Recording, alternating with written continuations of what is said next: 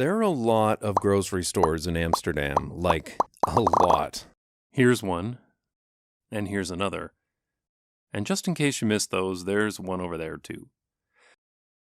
Grocery stores, markets, butchers, and bakers are woven into the urban fabric so that no matter where you are, you're only a short walk to somewhere where you can buy fresh food. In the Netherlands, most people prefer to make small trips to buy food for today or the next few days rather than large weekly or fortnightly shopping trips by car. This by itself isn't that unusual. Most cities I've been to in Europe and Asia have grocery stores and markets dotted throughout the city. What's interesting about the Netherlands is how optimized everything is to make your grocery shopping trip as fast as possible. Shops are not set back behind a sea of parking, so it's easy to stop in if you're walking by. In fact, many grocery stores do not have any car parking at all, and it's common to see them in pedestrianized areas accessible only by walking or cycling. Of course, bicycle parking is always provided right out front, making it also very quick to shop by bicycle. Just pull up and lock the bike. Grab some reusable shopping bags, and get a basket. Some of the more modern shops provide hand scanners that allow you to scan your items as you shop. Scanning each item as you place it in your bag also means you don't need to rebag your groceries at the checkout. Since everything has already been scanned, the checkout process is very quick. Just tap your contactless payment card and grab your receipt. The exit gate opens when you scan your receipt.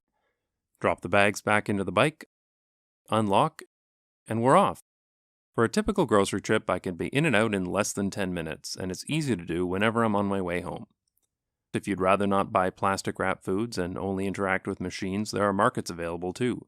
Often, these have better prices, especially on fresh produce. And if you'd prefer to have your vegetables hand-polished and looking like a magazine shoot, you can visit shops the Dutch like to call vegetable jewelers, that is, if you can afford them. It's honestly refreshing to live somewhere where grocery shopping isn't some big ordeal. In Canada or in the US, I would literally spend more time just waiting at traffic lights on the way to the grocery store than my entire trip to the grocery store here in the Netherlands.